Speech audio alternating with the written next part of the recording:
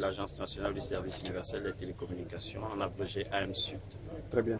Alors, monsieur le directeur général, aujourd'hui, vous lancez ce nouveau système-là ici à l'Ouest. En quoi est-ce que ce nouveau système va soulager nos populations ici à l'Ouest? Ce nouveau système va permettre, dans un premier temps, à l'administration publique de bénéficier de services de téléphonie dont ils ne bénéficiaient pas, de bénéficier de services de télécopie dont ils ne bénéficiaient pas, de bénéficier de l'accès à Internet, ce qui, il y a de cela quelques jours seulement, était inexistant. Voilà ce que ce service va apporter comme changement pour l'administration publique, mais ces mêmes services seront disponibles pour l'ensemble de nos populations, donc ouverts aussi au grand public. Il faut peut-être noter, pour être complet, que le service est commercialisé par Côte d'Ivoire Télécom. La composition du kit?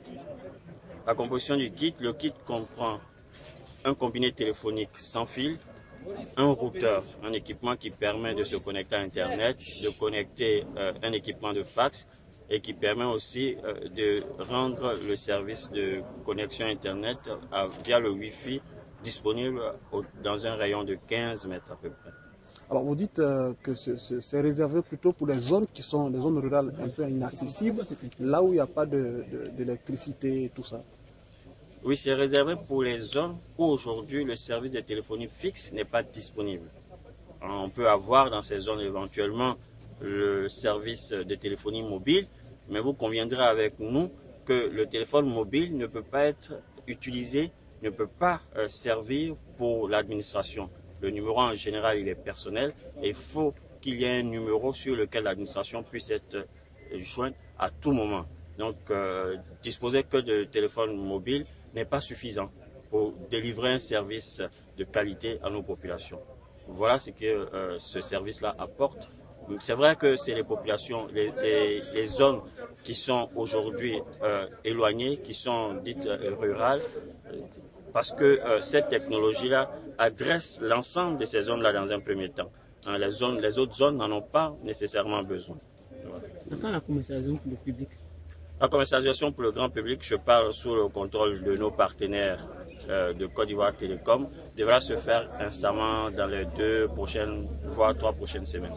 Pour l'Ouest, est-ce que vous avez le nombre exact, par exemple, de localités qui seront directement concernées?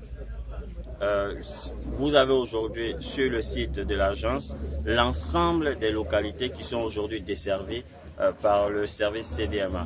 Vous avez au total pour l'ensemble de la Côte d'Ivoire, à travers les 80 BTS que nous avons déployés sur toute l'étendue du territoire, environ 1 millier de localités qui sont aujourd'hui accessibles via ce service. Le coût global de l'installation. Oui, peut-être avant de vous fournir le coût global, il est important de savoir que le choix technologique qui a été fait pour 2 raisons. Un, pour le coût, ça c'est évident pour tout le monde.